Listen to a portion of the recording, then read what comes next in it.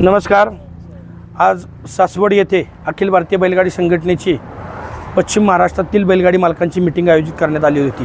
त्या मीटिंगमध्ये जवळपास 20 ते 25 तालुका कमिट्यांचे अध्यक्ष उपस्थित होते, त्याचबरोबर वरिष्ठ पदाधिकारी उपस्थित होते।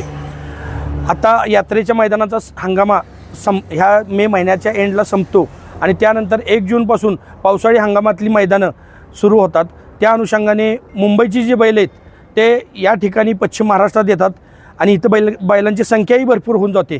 त्या अनुषंगानं अखिल भारतीय बैलगाडी संघटनेच्या वतीनं इथून पुढची होणारी मैदानं ही पश्चिम महाराष्ट्र मर्यादित घेण्यात आलेली आहेत। त्यात सातारा, सांगली, कोल्हापूर, सोलापूर, पुणे आणि ठाणा, रायगड, पालघर या जिल्ह्यांचा समावेश आहे।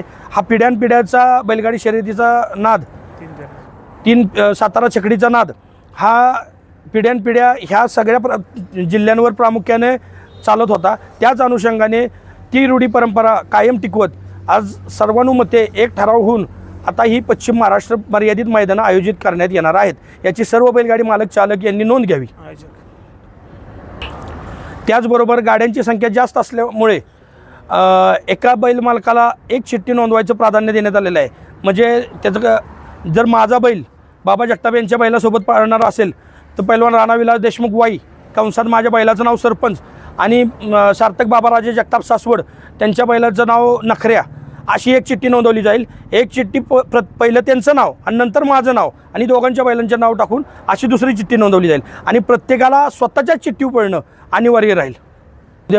हा नियम आज 26/5/2026 पासून लागू करण्यात आलेला आहे। याची सर्व तमाम महाराष्ट्रातील बैलगाडी मालक चालक यांनी नोंद घ्यावी ही नम्रतेची विनंती। आणि आता या पावसाळी यात्रेमध्ये जे भरणारे मैदान आहेत तर आयोजकांना एक विनंती राहील की आदल्या दिवशी चिठ्ठ्या काढत असताना ती चिठ्ठ्या काढायची प्रक्रिया जी आहे ती संध्याकाळी रात्री 10च्या आतमध्ये संपली पाहिजे याची दक्षता त्यांनी घ्यायची आहे। दुसरं असं की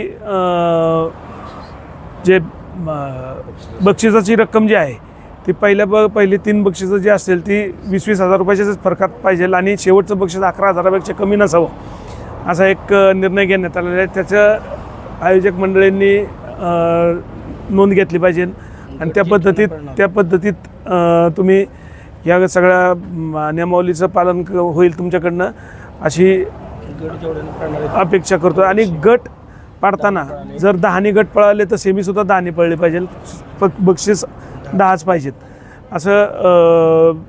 गटात आणि सेमीत आणि फायनलमध्ये गाड्यांची संख्या कमी जास्त नाही झाली पाहिजे असं ठरलेलं आहे।